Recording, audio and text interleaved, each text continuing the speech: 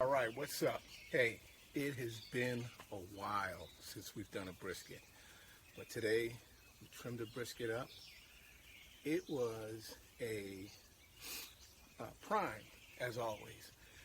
We're not messing with choice anymore. We're not messing around with the Angus or any of that. None of that anymore. It just comes down to a prime brisket.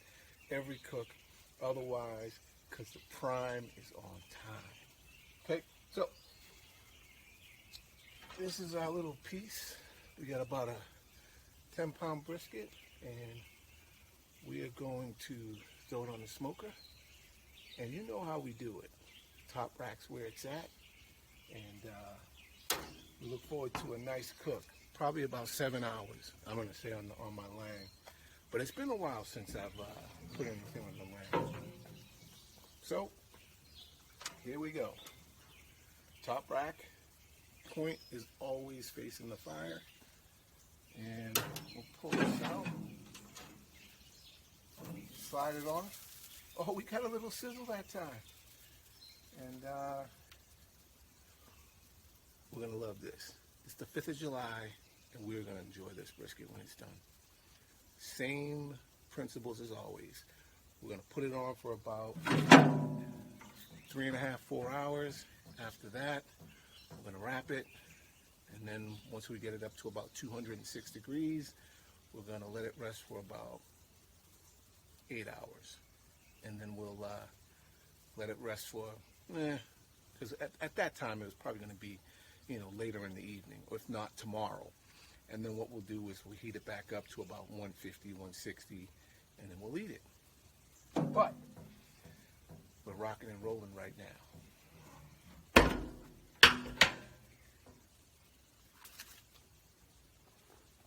Peace. All right, so we're at hour 3. And at hour 3, what I typically do is I rotate the brisket. So what that means is I take the point, which is facing the fire, which is here, and I'm going to rotate it so that now the flat is facing the fire. So the flat facing the fire, put our sausages on, we are rolling. Pretty brisket. All right, we're back. We're going to give it to you just like we said we were. It's at hour 4.5 where we're going to wrap. So we're going to wrap, take a couple of sausages off, and then go from there. Ooh. Man, all right. Brisket looks tight.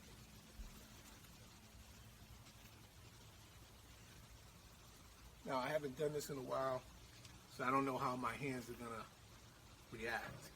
So, let's see if we can do it quick without burning my hands. Ooh-wee! Wow!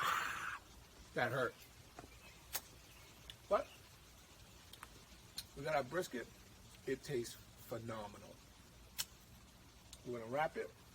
After we wrap it, put it in the smoker for about 2.5 hours, 3 hours. We're going to test it till it comes out to about 206 degrees. So, like we always do, 1 over, 2 over, 3 over,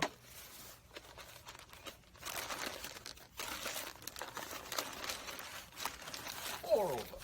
So, that time, that was like the best I've ever done it. Very slick, very easy. Brisket's wrapped, nice and tight. And we're just going to stick it on. Back here. All done with that. I'm going to grab one of these sausages.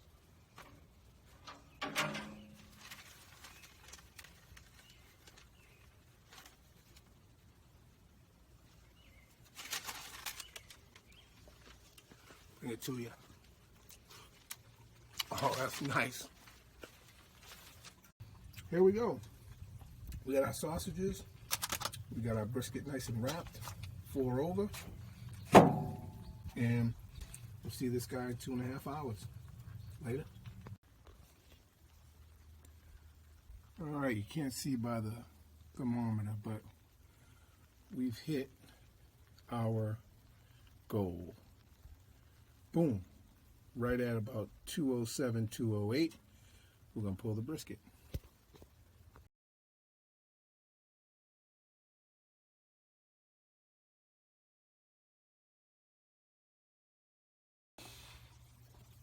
Okay, so what we're going to do now is we pulled the brisket off of the smoker. We're going to let this thing rest for 10 hours. I can tell that there's a lot of juice in here, so I want all those juices to reconstitute, rehydrate the brisket, so when we do the slicing, it's a nice, juicy, prime brisket like it's supposed to. So they want to put this in for about 10 hours, and then we'll slice it sometime tomorrow. It's about 10:30 in the east right now, and that's the game plan. So we will catch you guys a little later. And you know this wouldn't be a fun cook unless we didn't give it a try.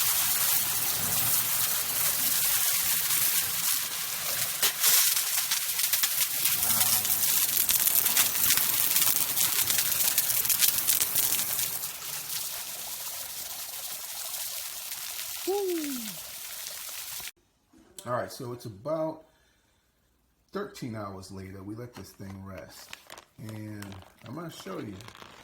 Like, look at all that juice. So when people talk about tallow and juice, that's why I say it's BS, because if you look at all this juice, this is basically from the brisket that we did not use tallow, and you just see how wet it is. And as you can see, I'm just tearing through the different layers here, because I was going to keep this thing locked up until I'm ready to eat it, which I'm going to eat it later tonight. But my wife wants a piece, so we're going to open it. But you can see, look how wet that is. I mean, that's what a prime brisket is going to deliver. That type of just moisture. That's a brisket. Pick it up. Look at all that juice in there. Put this to the side. Now I can tell this brisket's cold. It's probably about 90 degrees, 80 degrees, maybe 70. So I'm going to heat it back up about 160. And but again, only reason why I'm even messing with this, you can see, look at that, nice and jiggly. It's because my wife wants a couple pieces. So we'll grant her wish, but this guy just came out. And the juice is on the front. Look at the bark. It's a nice brisket. Good work. Later. All right, so we cut into this.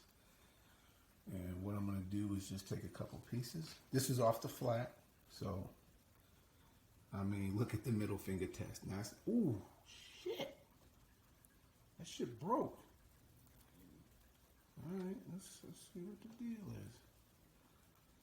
Let me grab another slice here. Now, that's the flat. Here's the middle finger test. Flapping, both sides. So, when you have the flat being this moist, it's not about tallow. It's about the actual meat.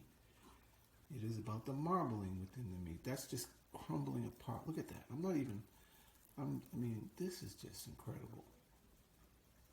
It's about the marbling. It's about the cut of meat. It's not about injecting it with fat and a bunch of other bullshit. It's about the cut of meat and selecting it and trimming it right. The process is on point. I mean, this is just the flat. We haven't even attacked the point yet. Just the flat. Look at that. Look at the juice. I'm done. You people, don't talk to me about tallow. I don't want to hear about, don't put no comments about tallow. And again, this meat is not even heated up. It's at about, I'm going to say probably 70 degrees, and it's still bending like that. My hands are still freaking juicy. It's all about the cut of meat and the process. I've said it 1,000 times, and this just proves it, because I haven't done a brisket in probably 2 months, or a month and a half at least, since Easter. That was the last brisket, and this thing just nailed it. Really, equipment, meat, done.